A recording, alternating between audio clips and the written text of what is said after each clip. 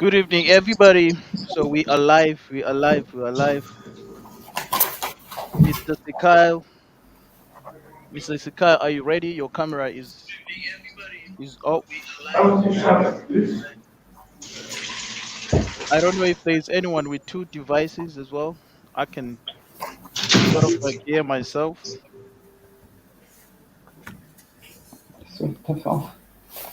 I can hear myself. Is it Mr. Sikal? Getting ready. We are live. We are live. We are live. So those that want to share the live uh, video, they can do it. They can share it on their Facebook pages and stuff. If you want it, I can send the link to you. But while at least we're waiting for Good, how are Sikal, you? I mean, we can continue. Mhm. So, good evening to viewers. Good afternoon. Good morning.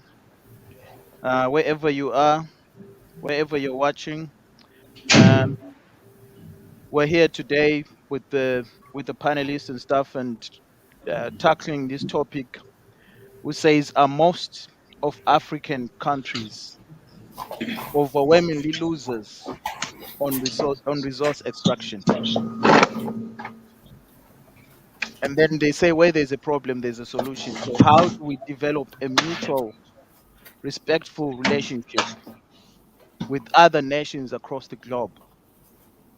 To ensure that the nations of Africa benefit more from their resources, from their precious resources, because that's what other countries do. They benefit from what they have, and so also Africa deserves the best. So that is the topic today. So before we diving into the topic, obviously we'll do brief introductions to all our panelists and stuff. I'll go one by one. Just tell us who you are and what you do, um, just in brief. Thank you. So we'll go with Miss Ayo Osobu. So hi everyone. I'm Io Joy. I'm a clinical research scientist. I also have a passion for Africa and driving change within our continent. And I would like to see a change happen as soon as possible. Hopefully, we'll get there. Thank you. Thank you. Over to you, Dr. Nzima. I know you don't want me to call you Dr. Divan Nzima. What do you do? You're on mute. You're on mute. Sorry. Yeah, thanks. Thanks a lot, sir. Yeah, I don't like you calling me that because sometimes it gives the impression that I know things when I actually know nothing. You know. So my name is Divan. I work at the University of the Free State in the Department of Sociology in South Africa. Thank you. Anything that you do, what are you passionate about? Well, my primary research is on uh, the sociology of development, as well as population studies and migration. And I've recently developed a new passion for African politics, particularly looking at the nature and forms of contestation for power Hmm. in the political realm. Thank you. Thank you. Thank you. Over to you, Dr. Miriam Farais. Well, I know you're passionate about children and stuff, and you're doing a lot over there in Zimbabwe to empower young people so they can be more Thank, responsible. Just thank you tell us. so much. Thank you so much. Yes, I'm Dr. Miriam Farai Siwela. I'm the CEO of Teach for Zimbabwe, which is actually number 55 out of 60 global network partners, all dealing with the leadership, youth development. I'm very passionate about the crisis in education, and actually that's what I did. My PhD at the University of South Africa was on that. So for me now to actually be in the space where I talk about the crisis of education in Zimbabwe, in my continent, I'm very excited. So thank you so much for having me tonight. Thank you, thank you, thank you. Thank you for being with us. Emily, over to you. So I wear There's, quite a there's, few hats, but I'll yes, just yes. say, in context, I serve at Voice of the African Child, and my interest or passion, rather, is international law. I have a passion for the children in Africa, seeing their development, their access to primarily education. So I'm quite passionate about resources of Africa because I believe the children need to not only know about them, but they need to attain their own self-determination in managing them and having a responsibility to these resources and taking ownership. But that can't happen without them being educated about what they already have. Instead, they're living as if they're poor, and yet they're actually quite wealthy. So yeah, that's why I'm here tonight. Thank you, thank you, thank you. And the other thing I think that we are all interested in is your recent magazine. I think as we continue to discuss, we would like you to tell us about this invaluable, informative magazine. Thank you. Over to you, Stanley. Yoni. Thank you. So my name is Stanley, and I am Zimbabwean, currently living in Stockholm. And I am educated as an engineer from the University of Zimbabwe, worked a lot with infrastructure development, and but have been passionate about sustainability, the environment, and social development. Lately, I run a program on leadership development. And what I'm really passionate about is that every human being should step into their leadership potential, their power to create a future that they want, and they should do that from love. And I'm passionate about the African continent. How can we develop a leadership that allows for what I'm talking about, leading from love, but also doing it for the benefit of our communities? Thank you, thank you, thank you. Sikyle, you are on mute, and your video is off. I don't know if you would like to switch it on. In fact, I sent a message. I'm at work, so I just tried by all means to make sure that I don't miss this program. Oh, okay. Beautiful. Yes. Thank you. We understand now. I'm trying by all means to make sure that I participate in one or the other way around. Thank you so much. My name is Skyre. I'm from Zambia. Just a neighbor, or rather the brother to Zimbabwe. I don't know if they are brothers or sisters, because it's like two countries, all of them having their first letters as said. So we don't know whether one is a sister or a brother. At the end of the day, it's a great pleasure to be in this discussion. My focus is on Africa as a continent, the welfare of an African citizen, the future generations to come. So I do advocate for good governance and human rights. I've been with Amnesty International for, I would say, since 2015. And most of the times I do concentrate so much about issues that surround Africa as a continent, because you cannot go and sort out people's problems minus attending to your own problems. So that's my area of concentration. And I do political analysis. And so I have tried, like the past 7 years, I've tried to give my own opinions on areas that I feel that Africa can do better and also become the most competitive continent, especially that we are the most richest continent. So we need to underline that the most richest continent. I think for me, that's something that bothers me so much, that What are we doing with the riches? Thank you so much. Thank you. Thank you. I think you're kickstarting our topic now. Because the main topic is we as an African continent, we know that when it comes to the world population, we've got about, I think, 13% of the world population, and then it's just 2% of its cumulative gross domestic product. But what we know now about Africa is that 15% of it produces 15% of planet's crude oil resources, and then even 40% gold, and then 80% of platinum as well. And then there's other resources like diamonds. We're rich in diamonds. You talk of copper in Zambia, that's what we spoke about earlier on. Iron ore, we have it. So now the question is, where are we getting it wrong? Because we are the richest continent.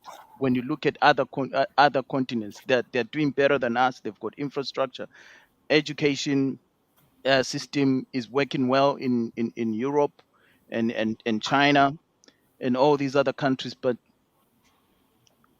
the converse is true in our continent. Yet we've got all these resources. So now the first question is why?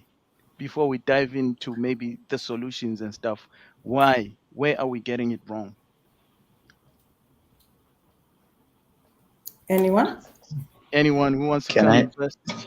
Oh, you want to come in first? Yes, Kyle is at work. Mm. We Yes. can come in first and Sure. then come back later. Mhm. All right. I think for me, we are not ambitious in the first place as a continent. We are not ambitious, and this should always bother an African. If you really love Africa as a continent and you are proud of who you are, being ambitious should be one of the things that we really need to work on. There's so much that at the end of the day, Africa has that we have never taken advantage. Yes. Oh, I think it's because he's at work. He will come back with his points. Maybe I can step in here and challenge your question, because what do we mean when we say Africa is lagging behind? Are we talking about that our people are not happy? Are we talking about our people are not healthy? Are we talking about that our communities are broken? Or are we talking about that people are hungry? Are we talking about that we are fighting with each other? I think we need to challenge some of these assumptions that we are not doing very well, because one of the things that I value a lot about being in Africa and an African is the sense of community. Yes, Ubuntu, togetherness. Take Yes. care of each other. Right? And I wouldn't trade that for anything. Yes. So that's one important thing for me to think about when I think about, okay, in the service of what? We want to develop in the service of what? We want to develop so that we can chase the money and so that we can come back and feed our children, so that we can have time to make communities. But we have communities already in most cases. So let's be careful about what is it we mean when we say Africa is behind. I think if we're talking about resources today, I think what Konzanani would mean, as I understand it, is that if we look at what we have as a continent in terms of wealth, the life African people are living is disproportionate to the wealth that we have.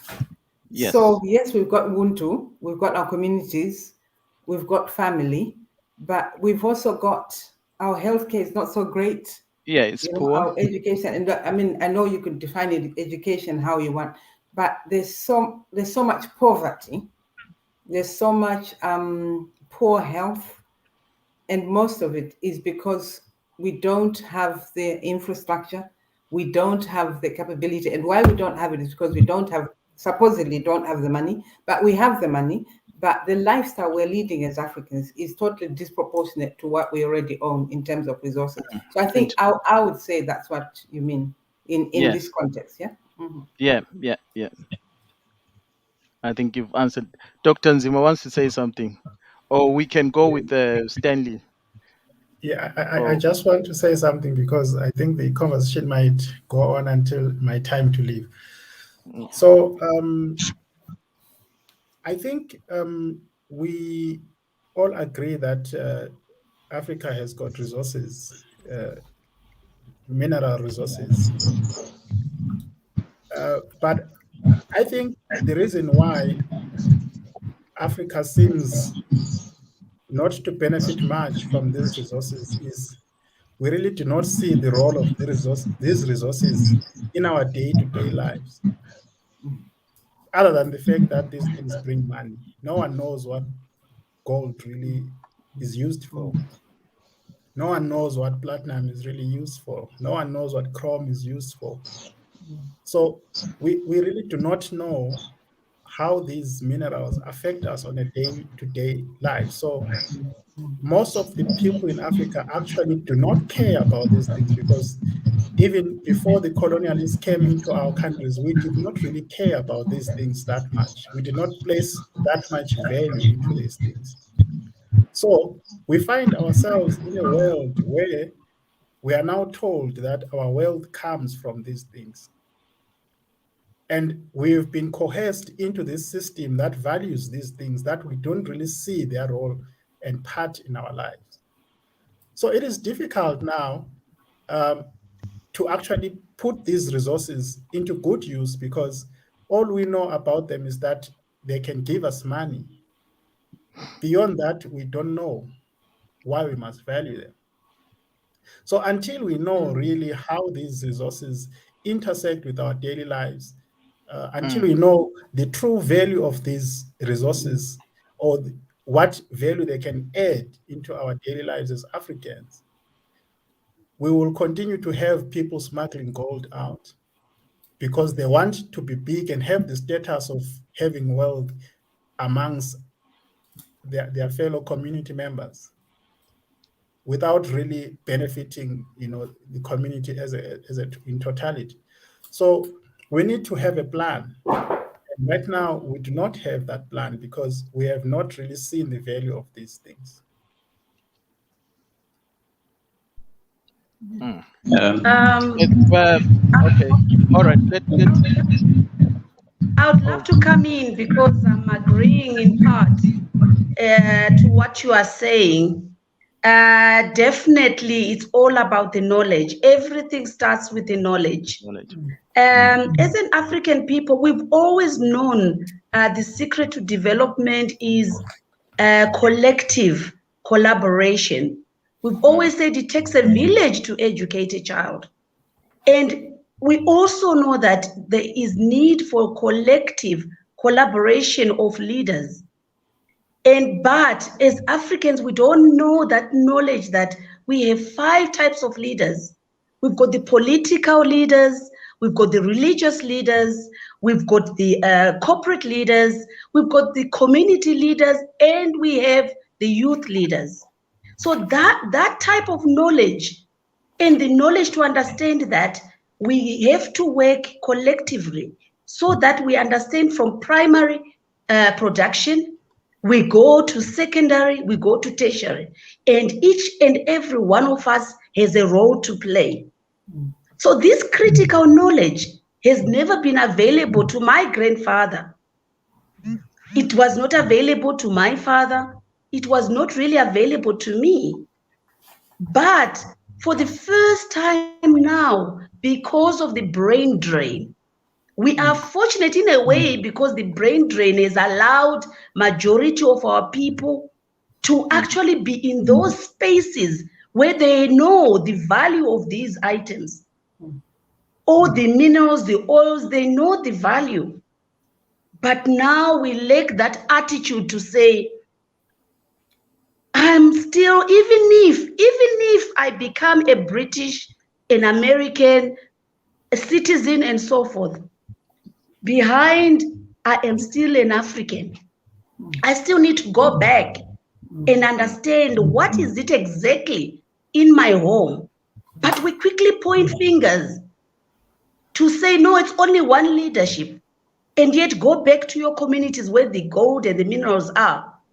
But at the end of the day, we are not using that leadership. So for me, I'm very passionate about youth leadership because I believe more than anything, out of those 5 types of leadership, our youth are the ones that in a space where we can leapfrog, mainly because of the digital world that we are in. They are also exposed to the international community. They are willing to learn. So for me, it's not too late. If we can harness and have that attitude that it's collectiveness, instead of being so fixated in one leadership, that everything is a problem because of one leadership. And yet we've always believed it takes a village to educate a child. Okay. Thank you. Thank you. Yeah, can I come in, please? Okay. Who wants to come in? Skyler here. Okay. All right. All right. Yeah. I wanted to throw another question. I'll throw it after you. Okay. Yeah, basically, I was trying to stretch out a certain point, and I don't know. I'm trying by all means to catch up here and there. So, for me, I think from what I've seen around, we are not ambitious as Africans. I'm using the word "we," meaning that everyone has a role to play at the end of the day. We as Africans are not ambitious. The West is coming from most of our leaders. So I've said we, meaning every African, and now we have other leaders that are supposed to lead us for us to achieve a certain goal. And we have read the African history and we have seen what is there on our continent. But I'm still surprised that today we still feel comfortable to have a budget. Every year, an African government will sit to draft a budget whose 90% of it will depend on donors. And these donors, very powerful countries, where are they getting resources that they actualize to make that money that we are going to borrow? From Africa. And then I've seen there is my brother there, Mr. Stanley Nyoni, those that we can call my brother, that at least have been there before us. And especially being in his field and other stuffs, convince us today that we are going to continue borrowing. Since you was the time when you are youth, you are borrowing, and you have grown up, the country is borrowing, until you are going to leave us borrowing. But the question is, for how long? All the resources are coming from Africa. Now, the question that I've asked myself, even when I did an article, there's an article which I did in Arise Africa magazine, I asked it to say, why do our leaders fail when they sit down, they sit on the round tables with, let's say, China, to say, okay, China, you want to invest in Africa? Yes. You want to invest in Zimbabwe? Yes. Okay, we have a gold mine there. Mine the gold, get 50%, and we also get 50%. There is no leadership that can ask such preferences. The other issue that I have a problem with is that we have seen the countries today that are giving us, that claims to give us donor aid, having all kinds of sophisticated technology, and saying, we are here to help Africa. We want to partner with Africa.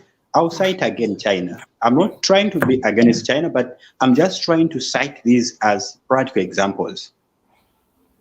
China has got very sophisticated technology. But in all African countries where they are reaping the resources, they are getting the natural resources, they do not want to set up those technologies so that our children, the young generation, they can learn that.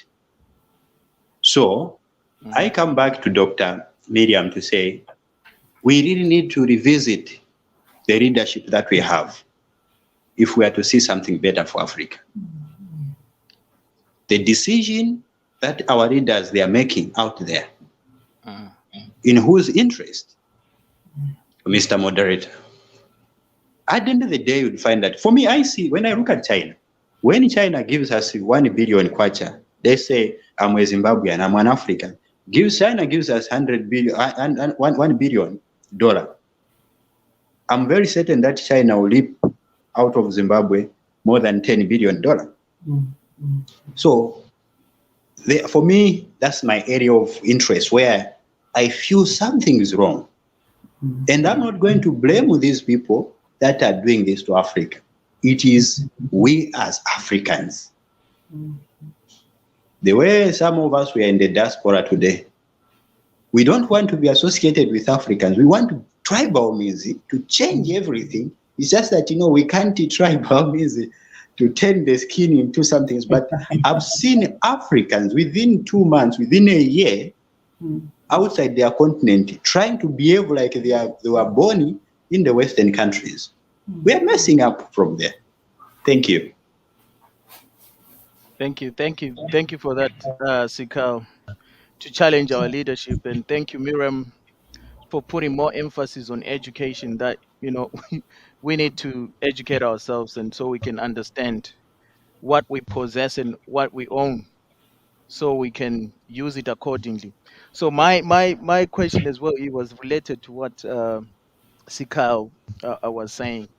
I just wanted to throw it out there that, yes, we've got little knowledge. We said we've got little knowledge about what we have and stuff, but deals are going on at the moment.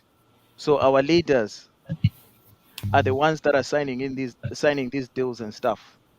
But we've come to understand that the money that they get, it's only controlled by the people that are controlling the state. So when it comes to distributing it, to other departments like health department, education department, it doesn't happen a lot. But when you look deeper, where they invest where their own interest is. And they've invested heavily. Some of these states, they've invested heavily in the army, but not in education or health. I can even, mention even figures like in 2010, Africa made at least 333 billion. All these multinational companies, they made profits of 333 billion from these resources and oil.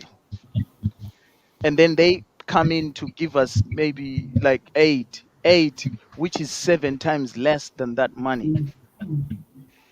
And they say Africa is a burden. So why is it, such things are happening under our watch, and our leaders are the ones, allowing such things to happen? What we need to do about that? What are your thoughts? I'm going to be going in 15 minutes. Let me just say this. Well, I think we have a very big problem as Africans because we are playing a game that we do not understand. A game that is not ours, a game to which we do not even know or understand the rules. I could call that game neoliberalism. You could call it capitalism or whatever it is. You could call it neocolonialism, whatever it is. But the arrangement or the form of life and system that we are currently surviving under is not ours, and we do not understand it. Most of our countries went to the wars of liberation under the banner of socialism, fighting, the colonialists. And upon liberation, they jumped into the bandwagon of neoliberalism. And they don't know the rules. All they know is that they have to look good to the West. If you look the other way, you are looked at with skepticism, And all these people that come after we've gained our independence are actually people who have knocked on doors and we let them in, because the only thing that we understand is that we must be somewhat a democratic countries that can attract foreign investors. When someone is an investor, they come in and they plant their capital and they expect to reap rewards. They are not here to help you. They are here to make profit. So the biggest problem that we have is that we are always looking outside for people to come and serve us, either as investors or as donors. So and then at the end of the day, we cry and say, we are not benefiting. How do we expect to benefit when we have not done anything that leads us to benefit? Now, we cannot do anything until we understand who we are as Africans and what makes us to be happy and to be in harmony. But the only problem that we have now, I mean, when I say we have, I mean all of us as Africans, myself included, ruling parties and opposition parties included. All that we understand is that we must have money. Because if we have got money, we are going to live comfortably. Everyone right now is sitting wherever they are, whether in offices or positions, because they want to get money. And those ones who have been fortunate to sit in positions of power, they are going to put a lot of money into the armies, because the armies are going to be their tools to secure their wealth and power so that they continue to have money and live comfortably. So as Africans, we must go back to try and understand who are we. You know, an African is happy when he is in harmony with nature, with the environment, and this is good for his spirit. But now we have been forced into a corner to play a game that we do not understand. So we have to go back and understand, what is it that makes us tick? Is it the resources like gold? Is it diamonds? Is it money? We have to trace our steps back. How do we live our lives as Africans? What kind of leadership styles work for us? At the moment, there's nothing that is for us that we are living. Even the languages that we are using are not ours. Right now, we are speaking in a language that is not ours. So we have been derailed from a path that is our own. That is why we will always complain and say things are not working, because we don't know what we are doing. Someone right now was talking, I think it's Skyler was talking about when people are negotiating deals, China will come and check everything. But there was a time in Zimbabwe where there was an indigenization policy, where the government said everyone who comes to invest, 51% must belong to the country. Calls for nationalization. But all those are opposed. The moment someone raises those ones, they're authoritarian, they're a regime, you know, they're opposed. But when we make deals again and we allow these investors freedom, we also complain and say they're taking everything. So what is it that we really want as Africans? I think if I can just... Yes, please go I'll ahead. come in quickly, then I'll bring in Dr. Miriam. I think from what I've been hearing, two words come to mind, and one is ownership. I think although we've been educated in one way or another, we've never really been told what exactly ownership means. We have not individually taken ownership of what is ours. And if you take ownership of what is yours, you know how to manage it. Followed by responsibility. The responsibility is just a split word, the ability to respond to something. So we haven't taken ownership of what is ours. We've probably taken ownership of our land, so we do agriculture because that's where we get our food from. But we haven't taken ownership of our resources, minerals, and all that. That's why Sekeli was saying someone comes in, does a deal. We let them do the deal, go and take the raw material, make it, process it, bring it back, because we haven't taken ownership. And Dr. Sikwela, we spoke about it last night, and I'll bring you in now, I'm sorry, moderator. Where we said, I grew up in two countries. I grew up in Zambia and Zimbabwe, later on in Mali, which are full of minerals, but I've never seen a copper. I've never seen gold.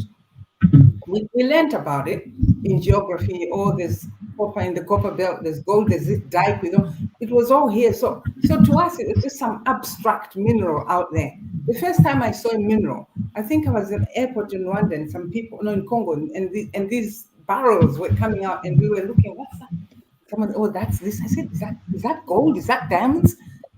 But I was an older person. I'd never ever seen, up to now, I'd never seen gold except in a ring or in earrings. So our education, this is why I bring you, Dr. Sikwela. What type of education? I don't know, even my granddad never told me this is copper, this is gold. We just had no ownership. So we couldn't respond responsibly. And hence others have come in, they've seen it and they've taken over. So now we need to go back to ownership and then put in terms, regulations, licenses, and terms, and everybody who comes in must come on our terms. Because at the moment we are functioning on a legal framework that was brought in by imperialists. We need to do a judicial review, change it around to be on our terms. And now my question is on education. And I don't know what type of education we're going to bring in now to let these children know. I love what you're saying about ownership, Emily, and being responsible. And unfortunately, we keep on being in denial. Statistically, I keep going back to say the first education, which I think we should accept even on this platform, is that if we have 1/5 of a stakeholder maybe not doing the right thing, not being able to make the right contracts or education, whatever it is, but we've got 4/5. We've got these 4/5. What are they doing to educate us in terms of ownership? We as Africans, we like to we are playing this blame game. And so it's so nice, we feel comfortable to say, oh, but the way it's not my fault, there's nothing I can do because that other person is doing so and so. So we are actually Teach for Zimbabwe. We are actually doing that with our youth because we recruit every year young people, only graduates by the way, and we place them in the most marginalized communities and we teach them. I'm taking ownership to say, the problem in my continent is because I have not done enough to go to 60% of my people. I'm the one who is an elite who benefited from everything, from 86, free education, everything. But at the end of the day, I am just a minority. 60% of my people do not have this knowledge to say, what are the diamonds? What are the minerals? What are the oils? What are the gases? What is out there? So as long as I'm going to point a finger at somebody else and I'm so comfortable that, oh no, it doesn't affect me. We need to talk about the finance that the religious leaders have. What are they doing with that finance? We need to talk about the corporate sector. We need to talk about the local NGOs and international. And say, what is it that we are doing? The 4 of us, if the other one is so bad, yes, we agreed that 5th one is bad. What about the 4 of us? What are we doing? So this particular knowledge that my grandfather didn't even know he was sitting on top of minerals, on top of diamonds, like what you are saying, Emily. But you have the power, especially you in the diaspora. We've got digital, which can actually jumpstart us. My question is, do your people in your communities know what you are talking about? Do they know even the basic thing that you have learned in those countries that you are living in? That yes, a gold chain, just having a little piece of a mineral. In fact, let's not even talk about gold. In our book here, we name over 40 different types of minerals. And that's the education that we want. But as long as every time we sit down to find a solution, we are talking about one leadership, we have already failed because we are going to go home and sleep comfortably saying, yeah, after all, I've got no role to play. So my people, I think one thing is, let's remove this denial. Let's know about ownership, what Emily is talking about, responsibility, and join with us, especially at Teach for Zimbabwe, and say, we are right there in the community. Let's educate our people Starting from your home, your rural home, which you have a stigma. Most of you have a stigma about your rural home. You've got a stigma about the rural people. So let's start there, because everybody, if I show you my book, every one of you have got a mineral at the back of your rural home. My question is, what have you done about it? Because you know more than those people that you have left at home, more than us. Excellent. Thank you, That's great. thank you, thank you, thank you for that. I just have Okay, 1 minute. yeah. And I'm leaving, yes. Okay, thanks, okay. thanks a lot, Dr. Swela. You actually are hitting the nail in the head. I was just going to leave by you with this message that, in my opinion, if we really want to see change, we must be the change. We must, if you do not like decisions that are being made, be part of that decision-making structure so that you can make the decisions. Yes. So you cannot complain forever. You must find somewhere where you can make a contribution and contribute. You know, brick by brick, we are going to get to where we want to go. So we can't fold our hands. Let's get in there, get our hands dirty, do something, start small in your communities, be part of that decision-making structure. Yeah. If it's politics, join it if you are closer to it and be part of it. If you're an academic like some of us, you know, don't just sit in your offices, but also reach out to structures that are actually influential and you know, give your advice where possible, so that we can reach this ideal, you know, place where we want to go. Thank you very much, colleagues. Okay. Can I just say Thank something? you for that. Sakai, I'll come to you. I'll come to you just to All right. recap what has been said, and then we'll go to Ayo as well. She's been quiet in the corner there, and then Stanley has been listening attentive, listening as well. So yeah, I mean, I understood Stanley when he said Ubuntu. Yes, Ubuntu is something that we want to keep as a people.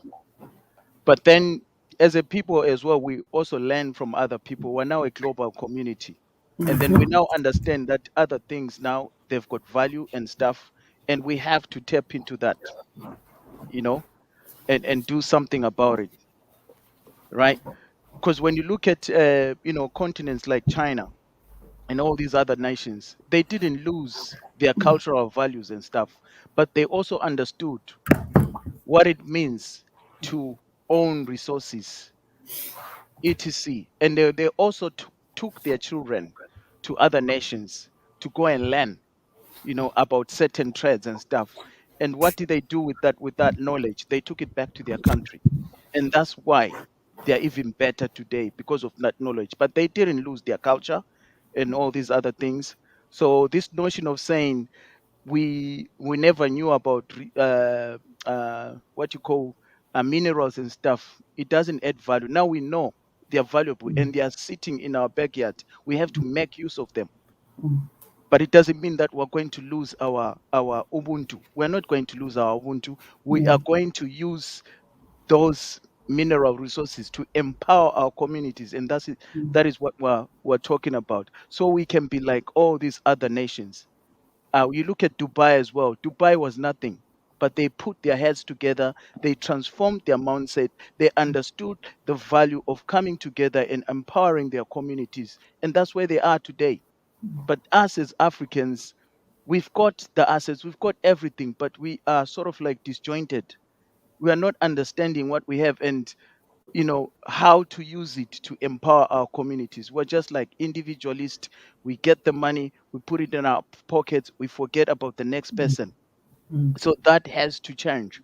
So before going to Stanley, I'll want to hear what Ayo has as well, and then Stanley, we go to Sikyle, and then we'll try and wrap it up by highlighting the things that we can do, so we can resolve all these issues, because where there's a problem there's always a solution. So over to you, Ayo, and then Stanley. Yeah, I think I have agreed with everybody's points, in particular the doctor. I think that if we do place a lot of emphasis on education, we could actually make more leverage with our minerals with other countries. So I think with the youth, it is very good to educate them with economic geography. So just giving them like the basic backgrounds to each mineral, specifically like what the doctor is doing. So you're giving them the background education, the background reading as to what each mineral is and the benefits that would have for our continent. And I think with that information that they've gathered, they can then make more informed decisions and Decisions, choices yes. in the future as, you know, prospect leaders themselves. They can make more thorough decision as to where they're spending the wealth within our continent and which deals they're going to then take with other continents. So yeah, I think education is the main thing to building leverage within Africa. Okay. Thank you. Over to you, Stanley. Then we'll go to Sikali. He's got some points. I think he's burning. No, I just want to congratulate the Dr. Siwela about the program that she's running with education, because it's really critical for our people. And then I have a question. My question is about what we are talking about when we are talking about minerals and Zimbabwe especially. Zimbabwe is one of the most educated countries in Africa. And it is also one of the most mineraled countries in Africa. And it is also one of the most troubled countries in Africa. You know. So then where are we going wrong? Which is the question of you are asking us in this podcast. Yeah. Where is it that we are going wrong when we come to Zimbabwe? And I think that somebody said something about educating a man without religion and you educate a thief. In our case, it's not educating a man without religion, but it's educating a man without values. Now we're talking. Without values, you educate a thief. It's not only that, it's also that I know a lot of Zimbabweans who are troubled by the fact that they are educated, but they don't see the value of that education today. You know, I have seen them going mentally ill because of the expectations that was built by the education, and they don't see this. You know, I have lost a few relatives through that mental illness. And so the question here is, maybe we need to relook at the education from the beginning, the primary, all the way up to university, to think about what is it that we can bring into that education that really brings the spirit of Zimbabwean or being a Zambian back to the center here. You know, I was in a discussion once with somebody who said our education has taught us how to separate things. You know, we know that there's a forest here, there's a mineral here, and there is the soil there. But as Africans, when we were growing up, when I was growing up, we had the spirit of the land, connected with the spirit of the land. You know, and we understood that these things are connected. And today, I think that a lot of young people, they don't get that. And the question is, how do we bring that back? Because this is what we are educating people in Europe today. To reconnect to the spirit of the land, to reconnect to the fact that things are interconnected. That's why we're in trouble with climate change and the problems of the world today, because we separated things. Yeah. And the other fact which we talked about, Dr. Siwela, was the spirit of collaboration, which is inherent in the Ubuntu ways of doing things, which is what we are again teaching people in Europe today. How to collaborate for the benefit of the good, of the common good. Yeah.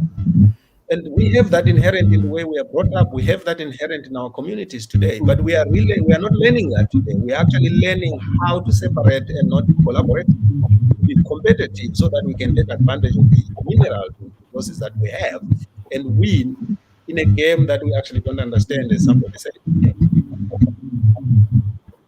So this is where I am challenging us to really look at, okay, we have this education system, which I'm surprised when I hear Emily say she didn't know all these minerals, because we knew these minerals. Some of the things No, I never saw. I didn't see it with my eyes. Yeah, some of the things I haven't even seen today after having lived, for 20 years. Things we were learning about in the science classroom. You actually saw the gold? I know. I'm saying I didn't see visual. them. Some of them I haven't seen them up to now because we spend a lot of time learning things that don't exist in our communities. Yeah. So it gave me nothing to know that how a TV works because I didn't have a TV at the time. Yeah. But we spent a lot of time on that. That's what I'm saying. Let's really evaluate the just want to make a point which has been very painful to me, especially working in the rural areas. You will find that they look like areas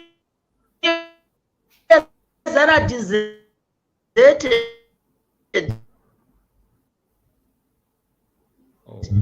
People are almost, daily wanting to run away from those areas. And when their kids come from the diaspora, they go away. And when they go qualify to be in the diaspora, to be in Zimbabwe or Nigeria, to have these good jobs, but rural areas. And yet in Europe, I stayed in Europe. The most thing that can say what's happening, that your schools are totally neglected, your rural areas, you have a stigma, you just run away from them. So at the end of the day, the cream of our people, the most educated of our people, they are the ones that are all these very resourceful areas. But then you cry out now, this is where I don't get. You are deserting your school. Everyone's got a rural farm. You are deserting. And then you see, by the way, even if it's not a Chinese, it will be a European, it will be a Russian, it will be a German, it will be somebody else coming to your community. But then you say, what are they doing there? But you are the biggest culprit. So let's start there. Basic things like, they don't have the basic things which having stayed in Europe, or staying in Europe, you know those things that it will not take you, a lot of money just to upgrade your schools. To just say, here I am, can I just put even flowers, or can I put Wi-Fi here? Can I help with the toilets? But we have the audacity to go and talk about other people who we know might have a challenge. That's why I actually went to Europe in the 70s, came back to Zimbabwe, then I went again, like my parents are still in the UK. I went to South Africa, I've traveled to France, I've traveled all over the world. But I said, no. I'm going to stop pointing fingers. Come to Zimbabwe, I'm inviting you. If you come to Zimbabwe, let's go to those rural areas. When we have started fixing your rural home, then we can start talking about what others are doing. When we now start calculating how many religious organizations, they've got so much money because 86% of our people are religious. Who is doing the monitoring and evaluation of where that public money is going? Because it is public finance. So I'm just appealing to you, look inwardly. Show me that you've done so much in your communities.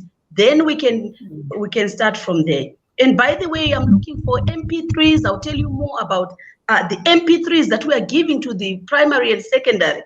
Because many of our youths are not able to be at schools because of rains, because of strikes, whatever. So what we do, we record the lessons, and then we give these like Walkmans to these young kids, and they go out there while they're tending cattle or while they're doing their chores. They're listening to an MP3 which costs $5 US. And yet we're running short of that. Oh, she lost connection.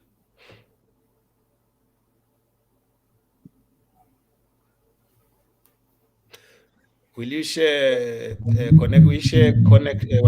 email addresses for us to connect? Because I would like to talk to Dr. Sibela about it. I would love that, yes. And network is getting bad, sorry. Yeah, I would like to sew into this as well. I'd like to sew into this. Yeah, we will definitely do that. I mean, there's a lot of things that can be done. Not MP3s only and stuff. And I mean, there's like this technology, Zoom, and all these other things and stuff, and even mobile phones. Um, so they can have lectures while it's there in the comfort of their homes and stuff. If there's anything that is stopping them from going to school, be it maybe heavy rainfalls and all these other disasters and stuff. So it can be done. It can be done. Thank you for that. She's gone again.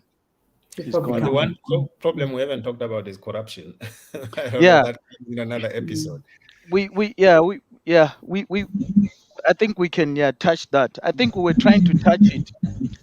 We didn't specifically mention it as corruption. Like these resources that they get, the deals that they get, the money that they acquire, they just keep it to themselves. So that is corruption. But yeah, we can highlight. Sikyle. Yes, Sikyle, please. Yes. go ahead, and then we'll Yeah. speak about corruption. Okay. Call a spade a Yeah. spade and call it corruption, because I wasn't giving it that name.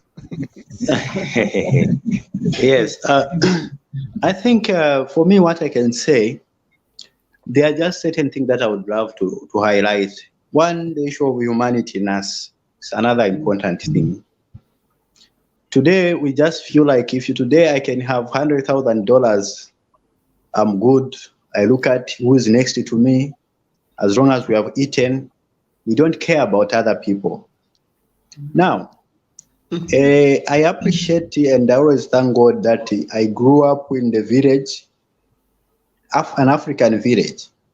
Then I came to the city, an African city. Then I moved out of the country. So now, I've lived the three types of lives. And I think this has helped me to appreciate humanity. The way we were brought up in the village, we were brought up as a community. Even when we are from school, if our parents, they find us, we are fighting, Mr. Nyon will not ask whose child is this. Mr. Nyon will just get a whip and whip everyone, and it tells you that you guys, you are from one family, never should you do this again. And what we knew was that when you reach home, you should never, ever, ever tell anybody, because if you tell anybody, you'll be in trouble. So look at that culture that has not been embraced. Then we come to the city, we are told that we are educated people. If maybe Mr. Nyon there disciplining my child, I go after Mr. Nyon with a gun. Hey, why would you do that? I would cite human rights. I'm a human rights activist. I will start talking about all those kinds of human rights. But at the end of the day, the erasing of an African culture has costed us so much. If you remember very well, especially academicians and other professionals, if you have to look very well, most of our resources have been stolen within the shortest period of time when we have called ourselves having a larger population of educated people. Yet when our land was still in the hands of the chiefs, the headmen, the less educated people, our resources was protected. Now, there comes very educated, Mr. Konzanan is an educated man, very educated man. Every time we would sit and we are just planning of how much are we going to steal from Zimbabwe? Because we are educated. How much are we going to steal from Zambia? Because we are educated. And I've always reminded people, I always take time, every time I go to the village, I sit down with the villagers. Even when I'm just going, when I find villagers, I try to say something to them, to understand something to them. And this thing, I always try that, and I always pray that I'll continue doing that. Because it's like we, the educated people, have become a problem for Africa. Yeah. One time I had a conversation with one of the US ambassadors. We were at one of the former diplomats' house, so we had a conversation. He said something that I'll never forget. He said, do you know what? We know what happens in your country. When we give donor aid money is coming to Zambia, We know how it enters the country. We know how your leaders steal that same money and go and hide it in America. Look at that kind of thinking. Offshore accounts. Yeah.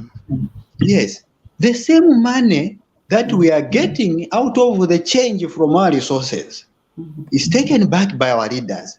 Instead of them taking imagine if Mr. Nyoni has stolen it today, he goes to his village and he build all kinds of structures there.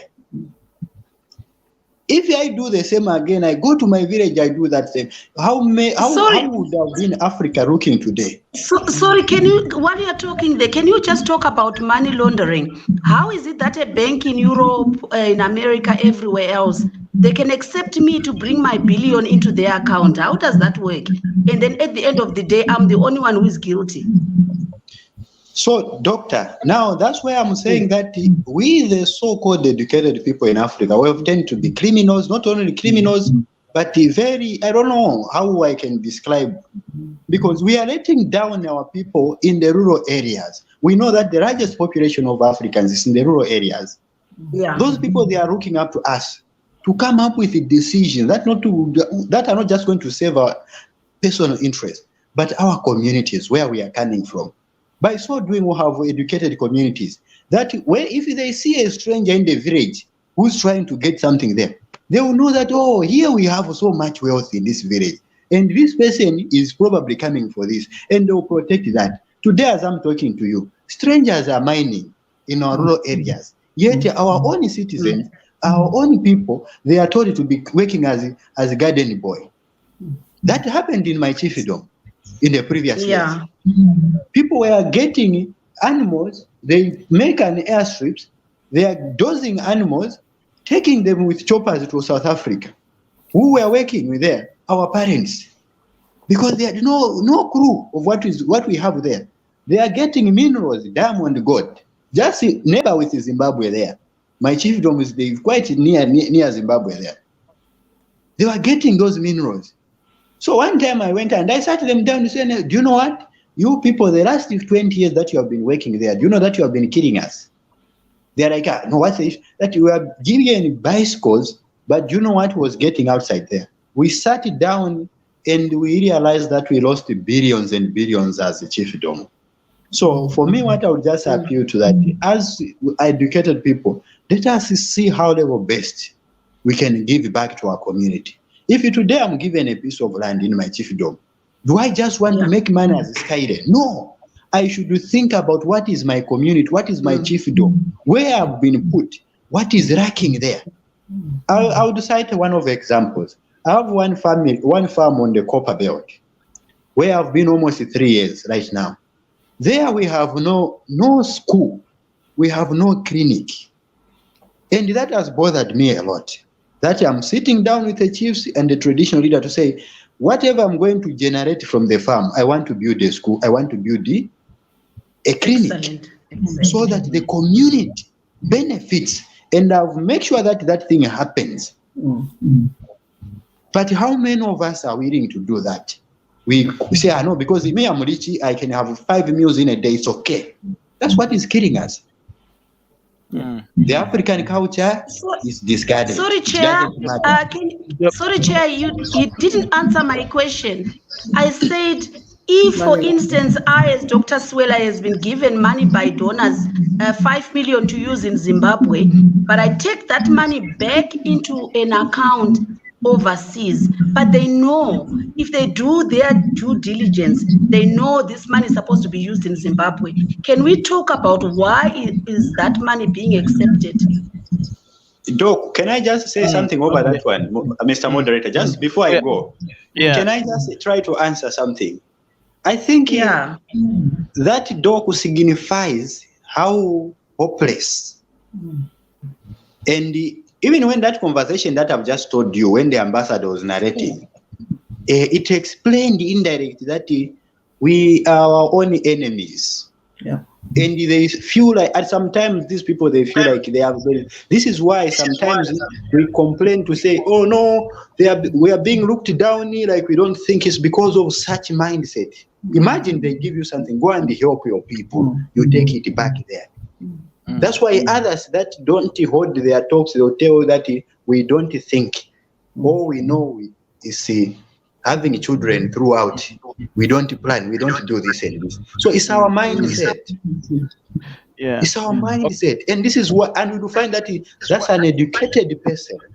Now, if an educated person can think like that, what about a villager? So that's why me, I would say the first thing that we have to do is to change our mindset. Whether uneducated, not educated, our mindset should change. What do we want as Africans? When we identify that Africa is rich and we change our mindset that we can build our continent, I'm telling you that people will be getting their monies. If they were stolen in the government, they go and rebuild in their villages. But today, people have stolen. They are taking outside in the offshore accounts. So for me, it's the mindset that we have as African. And this problem is not probably in Zambia, in Zimbabwe. It's the disease for every African country. Our mindset. Yeah. Okay. Yeah. Thank you. So I mean, we've already dived into, the topic that was asked by Stanley, that we haven't spoken about corruption. I think we're already talking about it, and maybe we'll also add ethnic violence that is happening in our in our communities because of that corruption. Actually, to answer a little bit Miriam's a question about why is it that they're allowing it to happen. I think, in short, we need to understand that corruption is not just in one area or Africa only. It is everywhere. It is everywhere. It is everywhere. Even in Europe, there is corruption. You talk about America, there's corruption. Even China, there's corruption. But I believe that, yes, we understand that, but I believe that as a community, as Africans, understanding that the only way to move Africa forward is to be more responsible and try to cut out all those things that were seen. You see, we will never 100% stop that corruption. It's always going to be around, but it's it's about transforming our mindset to say, you know what, we've done this too much, it hasn't taken us anywhere, let's try and do something else. For example, when you look at European countries, yes, there's corruption that is happening, but there's still development. It means when maybe they are doing their own corruption, they do maybe 5% of that corruption, robbing their communities, but then they do 95% of development. So maybe if we also try to do the opposite, Africa will be better. Try and stop, those things of that are making us, take that chunk of money and put it to offshore accounts. And in those tax havens or offshore accounts, it's circulating in their community and empowering their community, and they are benefiting. That's why sometimes they allow these things to happen. And it's only a few people that are doing it. These guys that are top guys that are owning multinational companies or corporations and stuff, it's just a few. And they don't want to pay tax. And our governments as well, because of that corruption, they allow them not to pay tax and stuff, and then gain whatever they want to gain. It doesn't go to the communities, it goes into their pockets, and then they put it into offshore accounts. So Stanley, to ask you, how then do we deal with this white elephant in the house, which is corruption? And sometimes it also leads to ethnic violence. We've seen it in areas like Angola. Angola is one of the second largest countries that have got oil. We've seen so many wars there, but yes, now they're doing better, they're getting better, but corruption is still there. It's only a few people that are benefiting from that money, and the general public, they don't benefit a lot. You look at a country like Nigeria, there's 68% poverty. Angola, 43% poverty. You go to Zambia and Congo, I think Zambia is 78 and Congo is 88. So yes, how do we deal with this corruption to eradicate this poverty? No, I think one thing that we can all say, if you have I have lived in several African countries, and corruption is prevalent at the very basic level of survival in Yes. the everyday life. Mm. And for me, it was a choice I made that I'm not going to do it. Mm.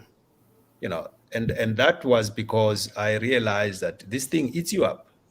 You know, it eats me up as a human being. It means that I have to be complacent when I see corruption. I have to be complacent because I'm corrupt myself, right? Mm. So this is one of the things that we need somehow to empower in our education system again, young people to make a different choice. Yeah. Because if by the time they become old and they're into politics, if they haven't got those values, it's not going to be easy for them to actually stand up for corruption. Which is integrity and transparency. Yeah, go on, go on. I worked in the construction industry in Zimbabwe, and it was almost impossible to operate without corruption.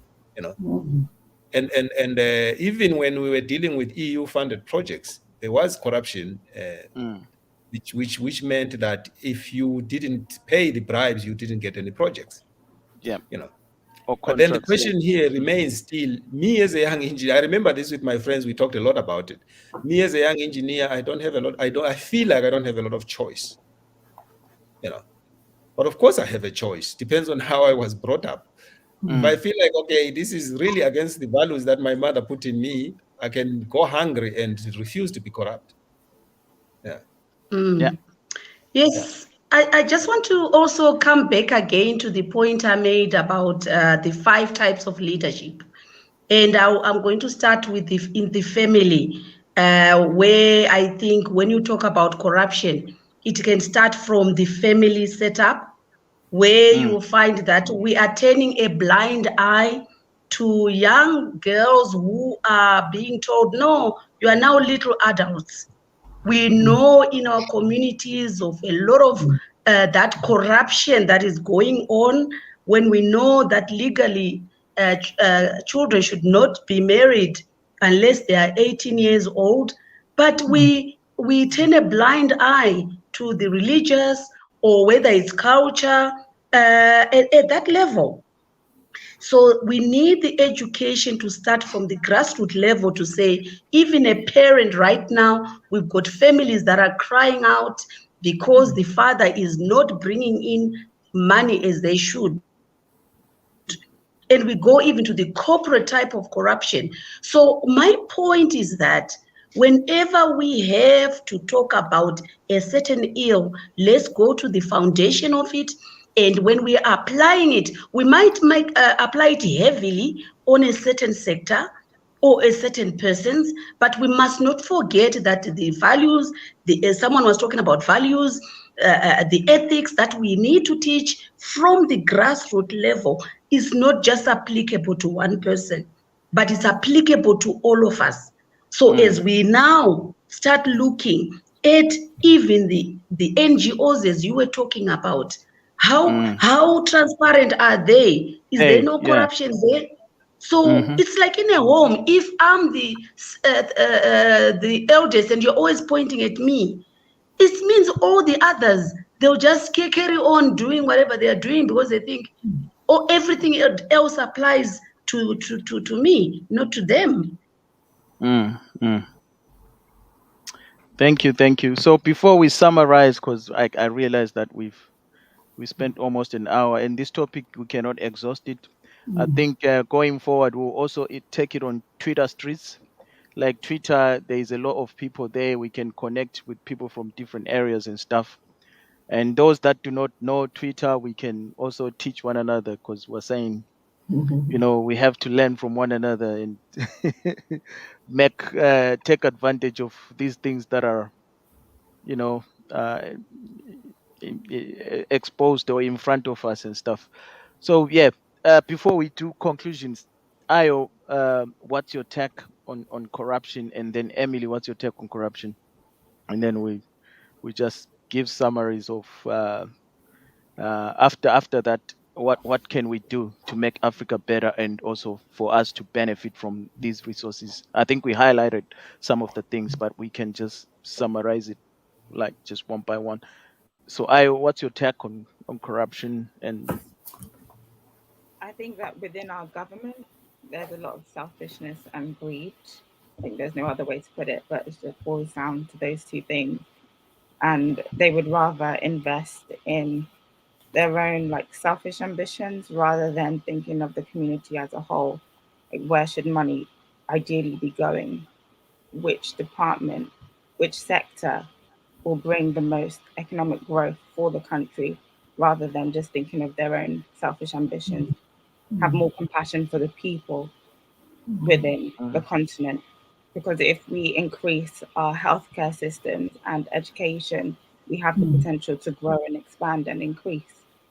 So we just need to increase our public spending rather than being selfish and greedy. Thank you. Over to you, Emily. Is it because maybe some of them are incompetent, mixed with corruption and stuff? I don't know. Yeah, could be. Yeah. What is your take, Emily? I think for Corruption. me, I read in history that when Cecil John Rhodes first came to Northern and Southern Rhodesia, he wrote to the Queen, and I can't remember the words verbatim, but he said, the way we can break these people, we cannot break these people until we break their culture. They're too united. And that's where the brainwashing started. And I was listening to Dr. Sekile talking about why we have a stigma about our rural areas. And, it's because we were brainwashed, taught to self-hate. Yeah. Everybody go to the city. That's where life is. That's where money is. The rural area is so yesterday, it's old-fashioned, all these things. That's the brainwashing. And yet the rural areas, that's where there's family teaching. That's where there's culture. That's where there's Ubuntu that we keep going on about. So when that was broken, we can even develop those areas. We lost integrity. Yeah. We lost personal integrity. That's how I can phone, an offshore account and send my £2 billion there, knowing that people in my village are suffering. I have no integrity. I read, or was I listening to someone, I think it's Miles Monroe, said, how was the might of Rome broken? Roman Empire, how was it broken? Today there's no Roman Empire. How was it broken? Their military was so strong, nobody could defeat them. But they started to break and disintegrate because they started to decay on the inside. And that's how when we lost our culture, we started to disintegrate on the inside. And when that happened, we became weak. And this is this is the source of corruption. It's selfishness, it's lack of integrity, it's no sensitivity for other people. It's all about me. Yeah. It's all about me. So Sekile was talking about when he was living in the village, if the kids did something wrong, another parent could discipline them. And it was fantastic. When he moved to the city, it's like, who do you think you are? So we have eroded in our own selves as a people. And that's, to me, that's the source of lack of corruption. I think if someone said, the guy who went back, doctor from South Africa, he said, be the change you want to see. So it has to start with me. And if I start to change me, I'll influence. Development must start from the inside. You see, we could go on and on about, but for me, when you talk about corruption, it's so systemic right now. It's like a cancer.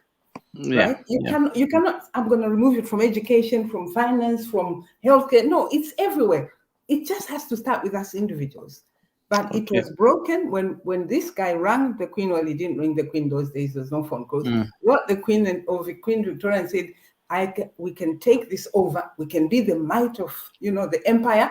But the first thing we need to break is their culture because they're too united. And that was the beginning of corruption. Then they self-hate. Hate your village, hate your brother. I'm better than so and so, and getting rid. And Mandela has been trying before he died to bring back this Ubuntu. I mean, he was the epitome of it. Unnecessary competition.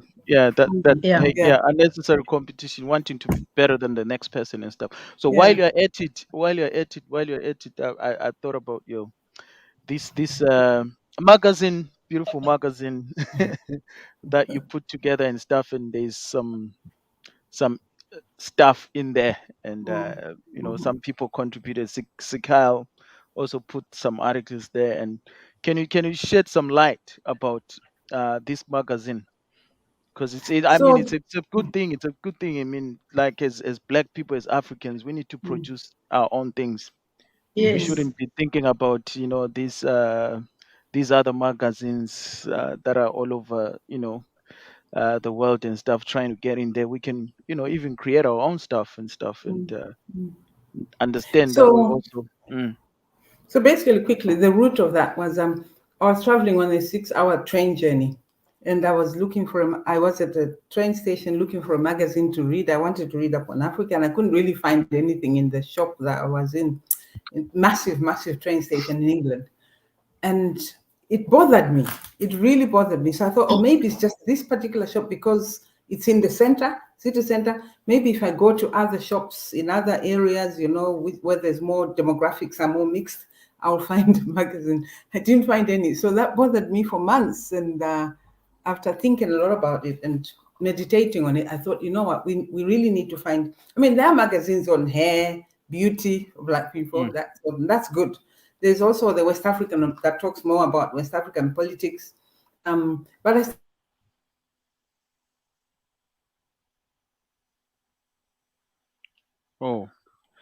Is Emily frozen?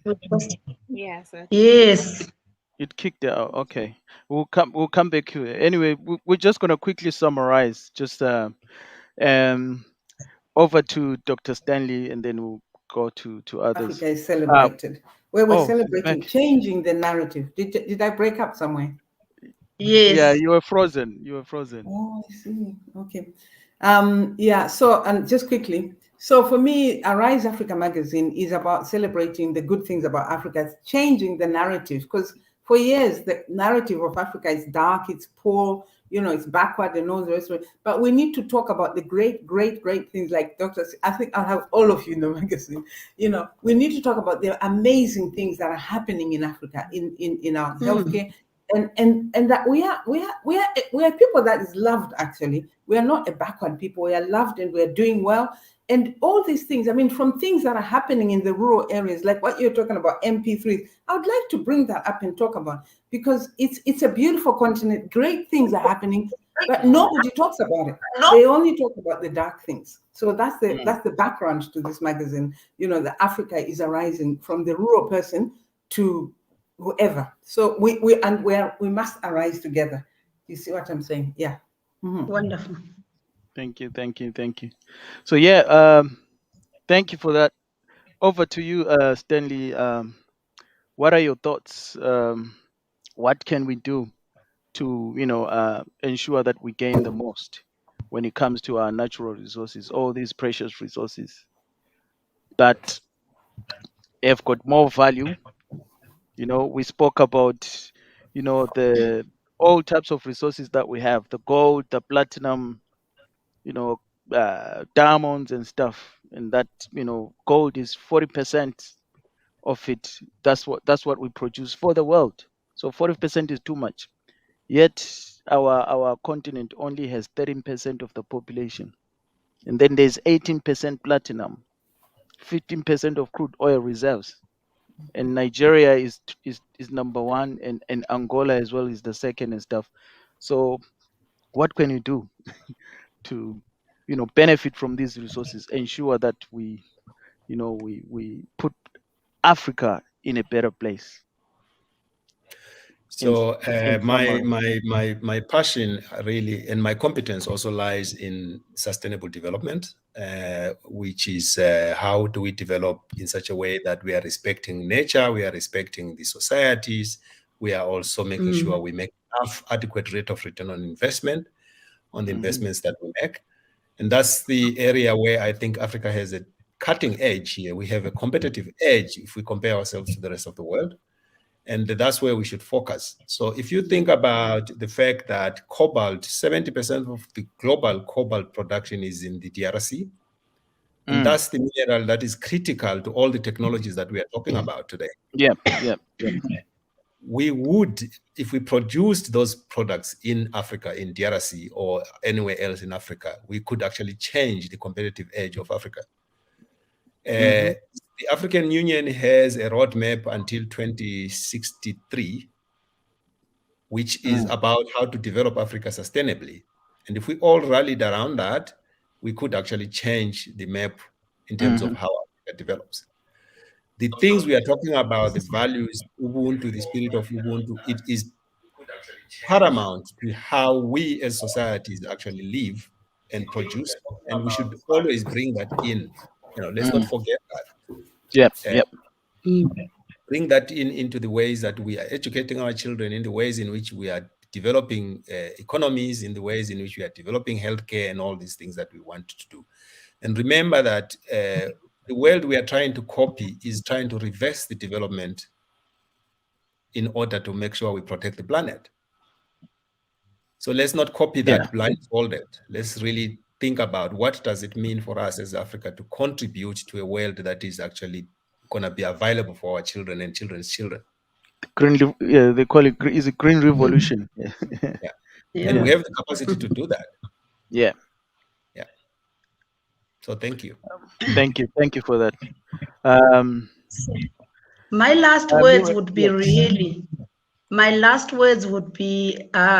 somebody who's working a lot in the rural areas, love and dignity for more than 60% of our people.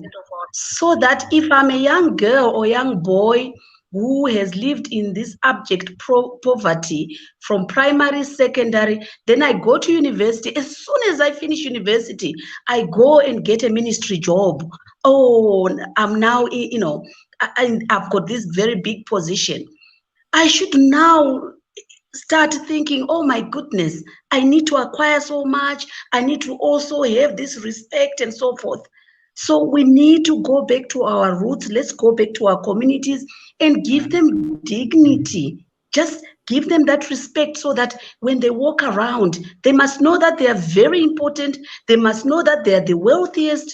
They must know that, yes, they are just as good as everyone else. They don't know that. So as long as we are not involving our communities in all these things that we know about, all these values, everything that you're talking about, if 60% of our people who are the majority are just going through the cracks, by the time they're the ones that are ruling us now, they're the ones that are going into the governments, into the private sector, and some of them don't have the opportunity to go out of the country to get what that knowledge you have. So let's help each other to give them that dignity, so that at the end of the day, it shouldn't be someone from outside the country who has to change them. It should be us. And believe me, if we start from the root going upwards, it will work. It will work. Thank you so much. Looking at the foundation, yes, not just the fruits and stuff.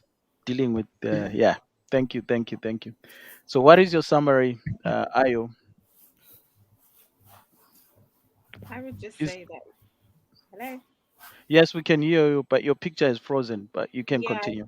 I think my laptop is actually like updating right now. I don't know what's going on. Okay. All right.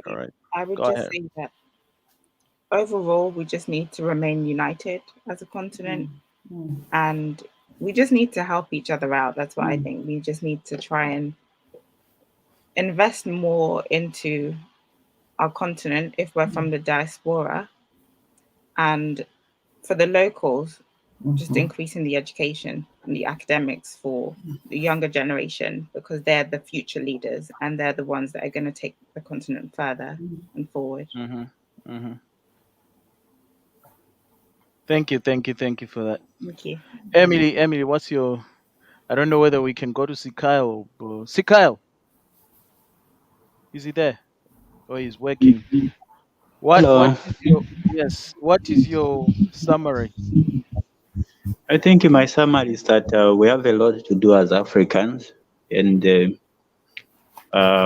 when we see a problem, let us come in our community. Even the politicians, we need to tell them. I know some of our politicians are very rough. When you tell them the truth, you become an enemy of the state. And they unleash the police, all kinds of weapons, taxpayers' money, they'll start working on you. But let's try by all means, trying to reach out to our people, especially people in the rural areas. We educate them. If there's something that I've found is so easy, is to deal with the people in the rural areas. Because they believe that when you are so-called educated, they have so much respect for you and they will listen to you. So everything that you are going to teach them, I'm sure they will take it very serious. And if we do that as Africans, we can make a very huge impact. Let us not neglect our communities. And those people in the diaspora, we have learned so much so far. Mm. Let us be eager to go back and do something in our communities, transform the mindset, even the work culture. Where we know that we are not doing fine, let us implement something and teach our people how we can be more productive, how time is managed, and how we can take care of one another. That's what I can say. Thank you. Thank you. Over to you, Emily. I think I would agree with what everybody said. It Right, really yes. summarizes it to service. I think if we just have a culture of serving one another as Africans, and if I think I'm here to serve, right? And in serving, I'm building me up and I'm building other people up. And it's a great feeling to serve than to just think I'm here to take and it's for myself and for my family. I think I can just summarize it all in one word, and that is if African people from the youngest to the oldest could just have an attitude of serving, like Dr. Sikwela said, she's lived all over the world, but there she's in the villages doing what she's doing. I would love to come and live in a village now, but we were taught, leave the village, have a house in Borrowdale, North Mead, Woodlands, then you've made it. The people that have told you that, they've got all the estates, right? So it comes back to service, and service comes from inside. And if African people have an attitude to serve one another, it would solve, I think, almost 90% of our problems. But yeah, it would. So I just come away with the word service. Thank you. Yeah, to add on to that, we can turn our villages into popular, places. Absolutely. When we invest and develop them and stuff. I mean, we've seen it with other people. Yes, whether I want to throw this one. Yes, he was a corrupt guy, but he turned his village into. He put it in the map, and all of us now know about. Is it Dombo Shower? Oh, Yeah, you know the person that I'm talking about. yes. He went to build a big house there, but anyway, we lost him. He passed away. Yes, he had a colorful life. He was dodgy, but I think we can do it better than Kinimbi when he invests in our in our rural areas. Yeah. So yeah. I think we all agreed that we need to come together. Be a strong force. Because they say no matter how talented or brilliant you are, if you're doing a solo mission, you'll always be beaten by a team. And we're not inventing any new will. Other people have tried and tested it, and they've been successful. And we always talk about Jewish people. I always, I sound like a broken record when I talk about Jewish people, that when they were in trouble, they came together. They realized that they were on their own. So they came together as a force. They ventured into businesses. They built new institutions that taught their children even generational wealth and stuff. And they moved to America as a force. And today, as we speak, they control 70% of the economy in America. And that's how they gained their country back, Israel. Love them or hate them. Yeah. Right now we are going to Binga, and people are dissuading me, saying, why are you going there? Can you imagine? Binga is so especially rural. people in the diaspora. So I'm saying, I'm going to Binga now, we are doing this because why? So thank you so much. Yeah, thank you. So it is possible when we come together, wherever we are, diasporans, and then take advantage of the knowledge that we have, and we go and share it with the people in our respective countries and stuff. I mean, China has done it, Dubai has done it, so it's possible. Yes, it's a long journey, but we have to be intentional and do it, because if we don't, we'll keep talking and talking. Yeah, thank you. I think Stanley Don't wanted to forget say to get us something. connected, yeah. Oh Yes, yeah, yes, yes, yes. yes. Mhm. I don't know if Stanley wants to join our small community. There's this I group think called you can add him. Stronger Together. So that's Yeah, where we deliberate on topics and stuff, and by the grace of it's God, we'll be a powerful force Yeah. by mobilizing resources and stuff to go and Please. make a difference Mm. in not just in Africa, but not just in Zimbabwe, but across Africa. Yeah. Yeah. Thank you. So yeah, Thank we'll you, connect. everyone. thank you. Wonderful. Thank you. Thanks a lot. Thank you Thanks a so lot. much. Thank you so Thank you, much. beautiful Thank people. you. Thank you. Bye bye. Welcome. Thank you. Bye-bye. Bye Thank you for bye. serving. Bye-bye. Bye Bye.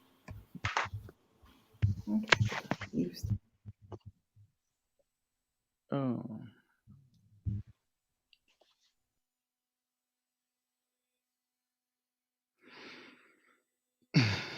End of broadcast.